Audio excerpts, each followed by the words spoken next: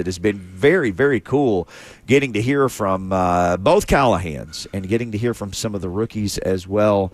Wanted to make sure that we did this before the end of the week. Brad Hopkins, again, I always most people, like a nice gentleman named Steve came in, and he's an auto parts salesman. He came in, he said, hey, I drive a route. I always listen to the Zone, and, told you how much he enjoyed seeing you play. I think most people – well, I don't want to say that because Nashville changes all the time. A lot of people come in, they know the Titans, they know, that's Brad Hopkins.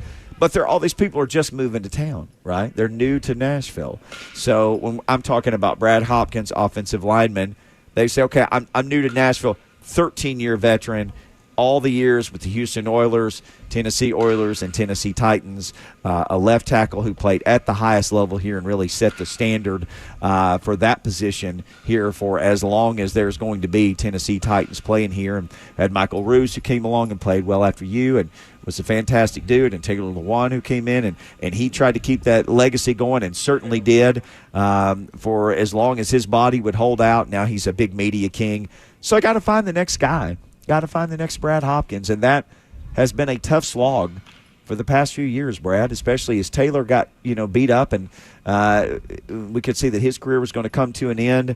So they've acquired some different guys and different free agents, and they've got guys. It's not like they haven't spent draft capital. I saw this before the draft, and I wrote it down basically. How did we get here, needing a left tackle so badly? Starting in 2020, the Titans have taken 5 tackles in the draft since 2020. 2 in the first round, Skoronski and Isaiah Wilson. Well, and now this was before the draft, so add a third. A second-round pick Radens, a third-round pick Nicholas Petit-Frere, and a sixth-rounder Jalen Duncan. So they made Skoronski a guard. Panda never played. Radens is probably a guard. That's what they've been saying. NPF is still a tackle, but he's a mystery. Duncan is a mystery. So now 6 offensive. It was 5 OTs in 4 years. It's now 6 in 5. Coming into the draft, the Titans had spent the 5th most draft capital in that amount of time since 2020 on tackles. This is per Sharp Football. Yeah, but you got to look at it like that first-round player that didn't work out caused a cavalcade of everything else that you talked about after that. Didn't it, though? And very rarely do you see a guy that came from such an astute school like Georgia and then come to – sorry, I'm laughing when I say he'd rather be a rapper than a football player. And he lived his life accordingly. And it cost him his opportunity.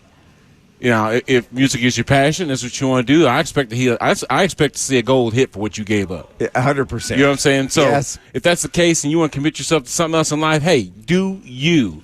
But be great at whatever it is that you do. So I expect a gold album, from whatever it is that he's doing. I'm being sarcastic because we know that that may not be forthcoming. Yes, it's a tremendous opportunity he had here as a first pick, but because they are not settled at that position, it starts all the other things that you see from MPF coming in to Dylan Radens coming in to all these things are still in search of what they lost when they lost Isaiah. Now Peters, it looks like he's going to work out. Yep. You know what I'm saying? That guy's going to work out. And they drafted, you know what? I really haven't seen him in game time situations at this level. But he might be the perfect blend of all of us. Tackles that you just mentioned, because he's got the size, he's got the roost. Well, he's not as tall as Rooster. Rooster is probably like 6'7", and Taylor's probably more like 6'6", 6'7". Me, I'm 6'4.5". You know what I mean? Barefoot. So I'm shorter, but he's a little bit taller than I am, but could be super athletic. And in learning the right things, learning technique, which is what it's all about. He has a technical coach, which will take that body and put it in the technically right positions for him to be successful. So he's going to get great tutelage, and he's already a tremendous athlete. So he's set up for success here. I'm going to tell you that much. You mentioned that. This was J.C. Latham spoke earlier. He got asked about this sled, I think they call it Bertha, that Bill Callahan had invented. And he said, well, if you don't hit it right, it won't move. And the first time I hit it, it stood me straight up, and it didn't move anywhere. He said the sled really emphasizes, just like you said, technique. He said he learned as he went. He talked about being in meetings, and this is just the very beginning of his time here having meetings. He said Big Callahan, Bill Callahan, made him get it in stance in the meeting. Like, he said, I'd stay in my stance for 2 minutes. Well, he's showing me stuff. Well, yeah. So you talk about technique. They are getting well-versed in technique from the jump. Well, he's showing you technique on film, watching the Browns, right, and watching the players that he's coached do the things he's asking them to do. And then he's going out there and he's showing them how to do it on the field. And it's as simple as that. That sled, like we talked about in the first segment, it being the microcosm of everything that they're trying to do, if you don't hit it at the right level, it will not move. Mm-hmm. And it's as simple as that. That thing can move or it won't move. Those are two objectives that are going to happen, right? If you do it the wrong way, what happens to it? It doesn't move. But if you do it the right way, what happens? You move it, I'm not going to say very easily because it's a 380-pound sled, but it's going to move. Right. Which he's trying to teach them. Let's get things moving and stop and cut out the things that don't make the sled move. Right. You see, that's just a part of it. So the sled kind of exposes where your thoughts are about bending your dang knees, about using the most important thing in the trenches is what? Leverage. Mm-hmm. Getting underneath the guy and playing with control. Wrestlers have a tremendous advantage of being offensive linemen, especially on the interior, because if you can get underneath the defensive or tackle or defensive tackle, get underneath the offensive tackle, whoever's got that advantage, they're going to win every single time. And for people who are trying to visualize this, you were just throwing out sizes like, I'm 6'4", barefooted. This is you saying you. Roos was probably 6'7", Loam was 6'6", 6'7". Latham is a little bit bigger than you, 6'5"-ish. Then we're talking about Tavondre Sweat, who's a really big guy, Big Jeff, who's literally his nickname is Big. And it's the person who can get underneath. Yep. None of this is even natural to talk about, big guys and who can get underneath and get leverage on the other really big guy. That's why they do say sometimes size matters. If you're 6'7", 6'8", you're very rarely going to see the interior of an offensive line. Mm-hmm. You're disadvantaged already by height. Joe, you got to go out. You can only get so low, right? I mean, your body is only going to get so low unless you just dive out flat on your belly. Mm-hmm. You know what I mean? You're very rarely going to get underneath a dude that's 3 inches shorter than you. Right. You know, which is why even, nose tackles, you don't see a 6'7", 6'8" nose tackle, do you? Why? Because they'll get underneath that rascal in a minute and take him for a ride. You know what I mean? But unless you come back with some superhuman strength, you know, and you can just take on any sort of double team, period, and that's just going to be the way. There are guys like that. Calais Campbell is like that. Ooh. This dude's massive, and he plays 6'8", 6'8" at least. Yeah, and it'd be hard to get him off the block, even though he is tall, because he does play with leverage. Mm-hmm. There's some guys that just, you don't necessarily have to get as low because that guy is just unbelievably strong. Right. But what does become the leveling playing in that playing field is being able to get underneath the dude consistently, being flexible enough, and also being strong in those positions of using your flexibility because you've gotten so low to be able to maintain control and not get just shoved to the ground, and then use that as an anchor, and then start moving the guy where you want to go, just like the sled. So the big talk is, and the guys that spoke today, 3 rookies are Latham, Sweat, and Cedric Gray. Number 1, number 2, and number 4, they didn't have a third-round pick. So Latham, they are very much counting on to start. Mm-hmm. Sweat, I'm sure they have a great plan for him to side right in next to Big Jeff and be the starter there. Cedric Gray has a fantastic opportunity to start and maybe even wear the green dot, and those are questions that he's getting asked about, maybe even being the play caller for this defense. But let's start with the first-round pick, Latham, because Brady's in an interesting position. Hey, man, you're number 7 pick overall.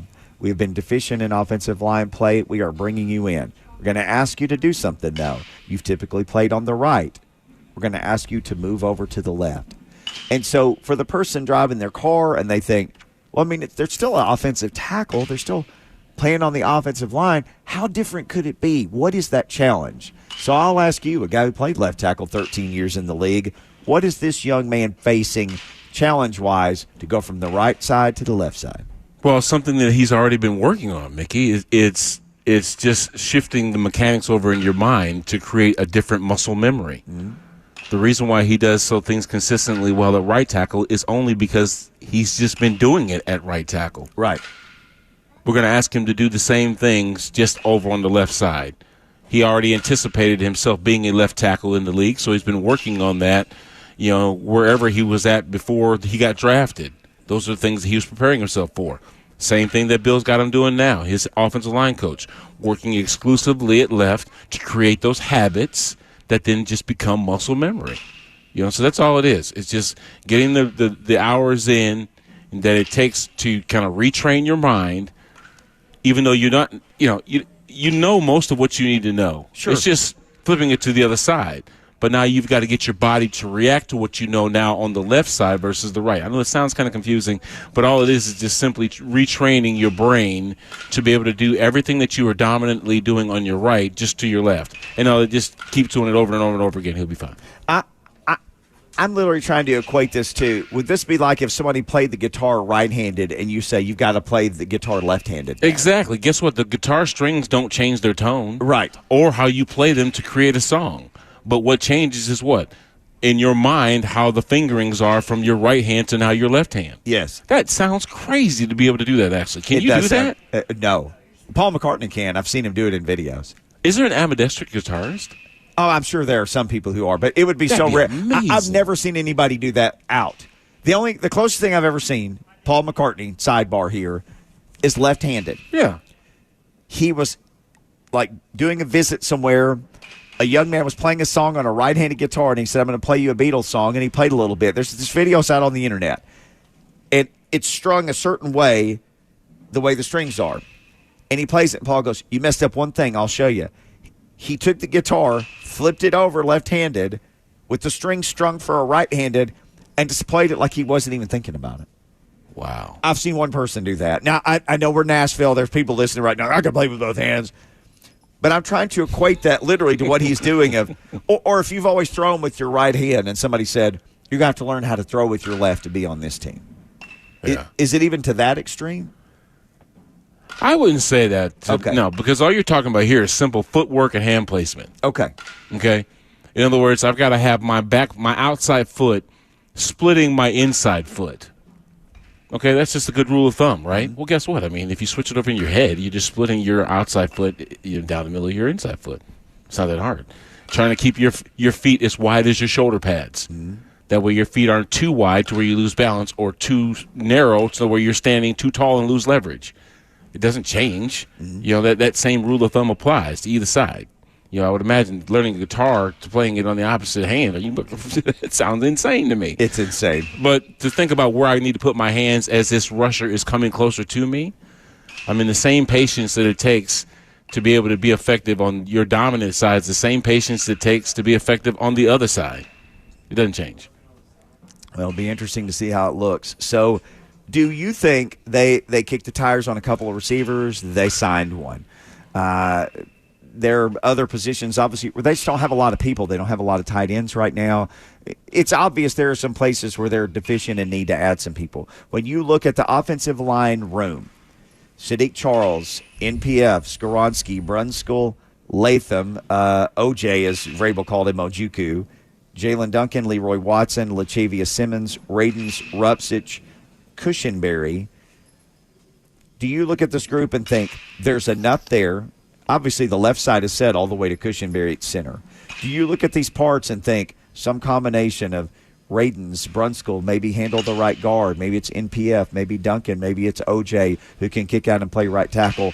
Or would you feel better now if they said, we're going to go and find another vet and we're going to sign him and put him in the mix?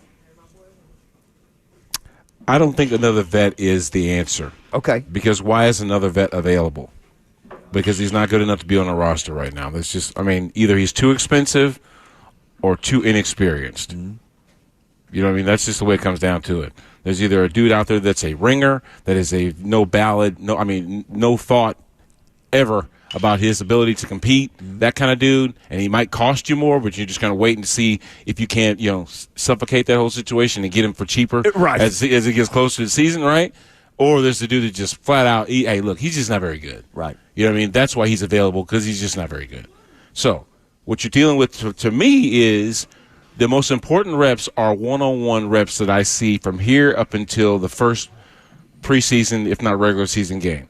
Because Jalen Duncan, Dylan Radens, Nicholas Petit-Ferrer, Oju, whatever coach is calling him. Yeah. OJ. Okay, yeah. all these guys, they're going to be all getting reps at either left or right tackle to show who is the next best pass blocker.